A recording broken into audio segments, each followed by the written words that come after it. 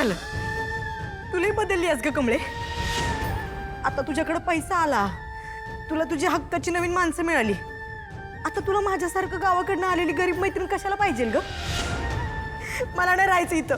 निघे, तुला मला जर सोडून जाणं सोपं वाटत असेल तर तू जा. आत्ताच्या आत्ता एसटी पकड आणि कडकडनं निघ.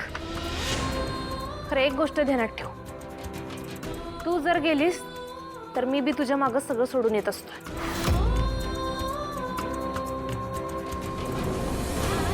निघे, मला कोण आहे ग तुझ्याशिवाय?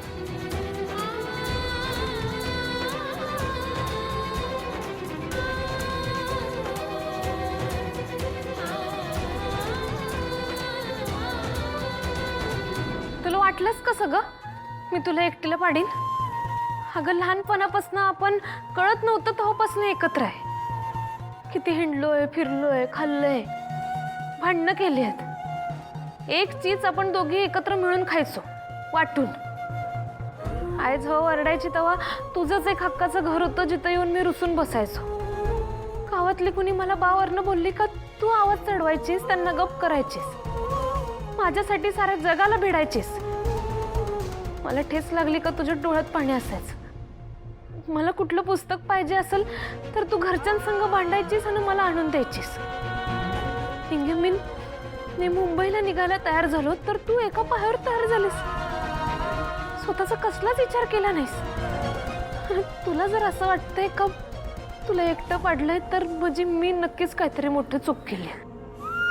माझा जिच्यावर एवढा जीव आहे तिला जर मला सोडून जावं असं वाटायला लागलंय म्हणजे माझी चूक झाली. निघे, मला माफ कर. निघे, मला काहीच नको ग, फक्त तू पाहिजे. तुला जर वाटत असेल ना की इथं राहून आपली मैत्री तुटते, चल आपण जाऊ, सगळं सोडून देऊ, आपल्या गावाकडे परत जाऊ. खरं मला आपली मैत्री तुटू द्यायची नाही. निघे, मला कोण आहे तुझ्याशिवाय? नको का मला असं सोडून जाऊस?